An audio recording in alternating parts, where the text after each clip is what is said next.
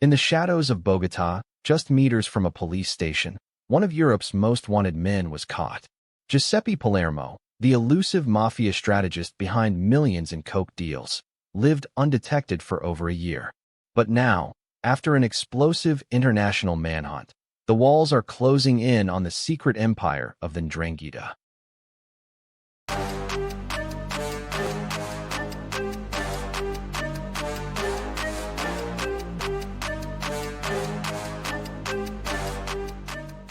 The Italian citizen, aged 47, was apprehended in the Colina neighborhood, a quiet yet densely populated district in the northern part of Bogotá. The arrest took place astonishingly close to a local police station, only a few dozen meters away, in what authorities described as a symbolic victory underscoring the reach and precision of international law enforcement cooperation. His capture marked the culmination of an extensive, multi-agency investigation that spanned several nations and involved the coordinated efforts of Colombia's national police, Europol, and judicial authorities from both Italy and the United Kingdom. These institutions, working tirelessly across borders, had spent months pooling intelligence, analyzing financial records, and deploying surveillance teams, all in pursuit of one elusive figure whose criminal operations stretched from the jungles of South America to the bustling ports of Europe. According to law enforcement officials familiar with the case, the man, known in criminal circles under the alias Pepe, is believed to have played a central role in orchestrating vast cocaine shipments. These drug consignments originated in the highland coca fields of Colombia, as well as from remote regions in Peru and Ecuador, where clandestine labs and rural trafficking routes remain a persistent challenge for authorities. Palermo's influence reportedly extended across the entire logistical chain, from purchasing raw product at its source to coordinating its refinement, packaging, and eventual transport using both maritime vessels and land-based convoys. His operations were described as meticulously planned and executed with military-like discipline. He maintained direct communication with powerful local producers and cartel intermediaries, often traveling in secrecy between remote villages and urban hubs, ensuring the purity of the product and securing loyalty through cash payments and threats. The arrest came as part of a larger, sustained effort under a law enforcement initiative known as Operation Prodi. This international sting had already made headlines in Europe, resulting in the indictment of 18 individuals with alleged ties to the feared Ndrangheta syndicate. Of those suspects, 14 were imprisoned following pre-trial hearings, while another 7 were placed under strict house arrest with electronic monitoring. Investigators disclosed that Palermo had been residing in Colombia since early 2023, using expertly forged documents that allowed him to blend into society under a false identity. He lived quietly, avoiding digital footprints, refraining from direct communication through phones or traceable emails, and reportedly moved homes frequently to avoid detection. In a public statement released via official social media channels, Colombia's National Police Director General Carlos Fernando Triana Beltran emphasized the broader significance of the arrest. He declared that the capture of the individual known as Pepe serves as concrete proof of Colombia's continued determination to dismantle transnational criminal enterprises. The general framed it as a strategic blow aimed directly at the infrastructure of the global narcotics trade, noting that such high-profile arrests weaken not only the physical network, but also the morale and cohesion of the syndicates behind it. Palermo's notoriety was well known among global law enforcement agencies. He appeared on Interpol's Red Notice list, a designation reserved for fugitives sought by judicial authorities in more than 190 countries.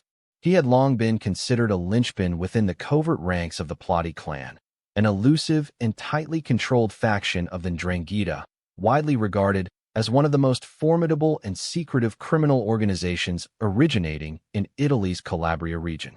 His reputation was not limited to drug smuggling alone. Palermo had deep-rooted connections within the criminal underworld of southern Italy, particularly in the Locride region, an area infamous for generational mafia dominance and law enforcement challenges due to its rugged geography and culture of silence.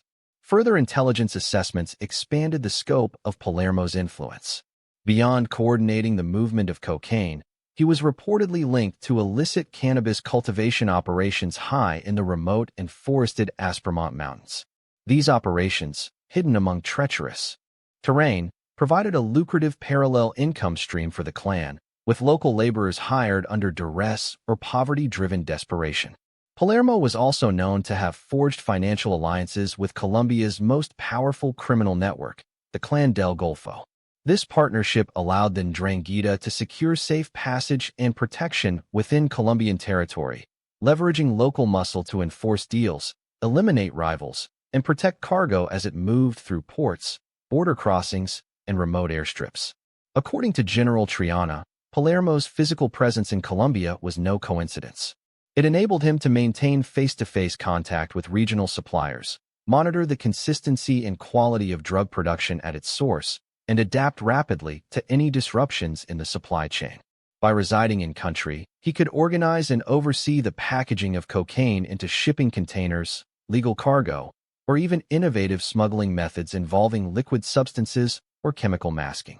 Each shipment was said to be valued in the millions of euros, and the routes he utilized often spanned multiple continents, with carefully planned transitions through African, Mediterranean, or Caribbean ports to reach final destinations in Italy, Spain, the Netherlands, and beyond. During a large-scale international law enforcement operation carried out with careful coordination and precise timing, police forces intercepted a major shipment consisting of approximately 300 kilograms of high-grade cocaine. This consignment, which had been carefully packaged and prepared for transportation to Italy, was valued at more than 30 million euros once it reached the street market, according to investigators.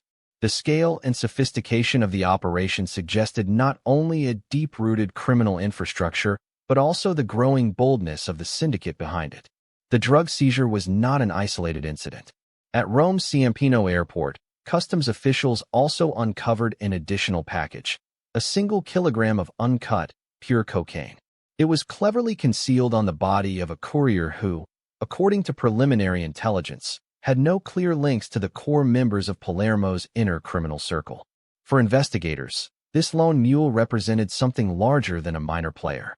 It was, in their assessment, a fragment of a larger pattern, a sign of how the organization employed increasingly diverse and clandestine methods to transport narcotics across borders, avoiding detection by separating their operatives into multiple disconnected cells.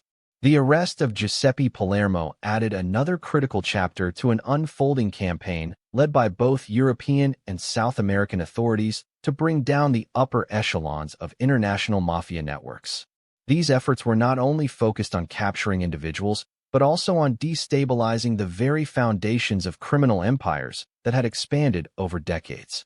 At the heart of this global enterprise was the notorious Ndrangheta organization, headquartered in the Calabria region of southern Italy.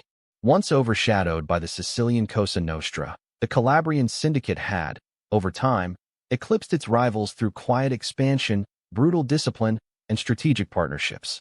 Today, it stands as the dominant player in the international cocaine trade, securing direct routes from the jungles of South America to the ports and alleyways of European cities. Its tentacles stretch far and wide, embedding themselves into legitimate industries and financial systems while maintaining deep operational links with powerful cartels across Colombia, Peru, and Bolivia. Colombia remains a crucial hub in this complex and ever-evolving global narcotics network. Its geography, with vast mountain ranges, dense jungles, and hidden valleys, provides the perfect cover for coca cultivation and clandestine laboratory operations. According to the latest estimates, more than 60% of the world's cocaine originates in Colombia, with much of it making its way to Europe through key maritime entry points in Spain, Belgium, and the Netherlands. These ports, while heavily monitored, continue to serve as vital arteries for drug smuggling due to the sheer volume of cargo and the ingenuity of traffickers. In a public statement released on Monday, Europol emphasized the significance of this multinational effort, underscoring that the success of such missions lies in the deep collaboration and shared intelligence between national and international enforcement agencies.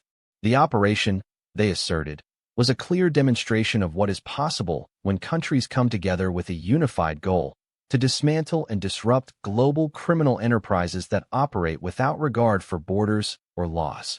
While authorities have not yet disclosed whether Palermo will be extradited to Italy in the immediate future, officials confirmed that he is currently detained in a secure, high-level correctional facility in Bogotá. The prison, known for housing some of the most dangerous criminals in the region, is heavily guarded, with multiple layers of security, surveillance systems, and armed patrols. Extradition procedures have already begun, though they are expected to involve a series of legal steps, including formal requests, judicial reviews, and coordination between Colombian and Italian prosecutors. The groundwork for Palermo's arrest had been laid over several years. Anti-mafia prosecutors based in Reggio Calabria had monitored his activities patiently and thoroughly, assembling a case that traced his movements, communications, and financial transactions. Over time, they identified him not only as a high-ranking figure within the Ndrangheta, but as the principal architect responsible for coordinating the acquisition and shipment of cocaine for the powerful Plati clan. The data gathered during the operation unveiled a broader criminal architecture operating from Italy's Locride region, 3 interconnected crime families, each with specific responsibilities, ranging from import logistics to cannabis cultivation in mountainous terrain, all functioning like components of a well-oiled machine. Palermo's capture has intensified pressure on Colombian authorities, who are under increasing scrutiny to address the steady infiltration of foreign criminal groups. Many of these operatives enter the country posing as businessmen, investors, or consultants, hiding behind layers of false documentation and front companies. They establish seemingly legitimate ventures while using the cover to conduct illicit activities, recruit local collaborators, and build alliances with regional gangs. The growing presence of these outsiders has raised alarms, not only due to their impact on national security, but also because of their ability to corrupt institutions and manipulate economic systems. Giuseppe Palermo is now expected to face a host of serious charges, including large-scale international drug trafficking, association with organized crime, and laundering of illicit funds through various financial networks. Legal experts believe that if convicted by an Italian court, he could be sentenced to as many as 30 years in prison, a term that reflects the severity and scope of his crimes. However, before any final judgment can be made, a lengthy judicial process awaits, involving countless documents, witness testimonies, and forensic evidence gathered from multiple jurisdictions. Law enforcement officials have made it clear that this case is far from closed. Investigations continue on several fronts, with authorities examining Palermo's communications and financial ties in search of other accomplices. Additional arrests are anticipated, particularly among collaborators in both Colombia and Italy, who may have played roles in facilitating operations, laundering profits, or offering protection. The broader objective is not only to punish individuals, but to systematically dismantle the entire infrastructure of transnational organized crime, a structure that thrives on secrecy, loyalty, and the exploitation of global loopholes.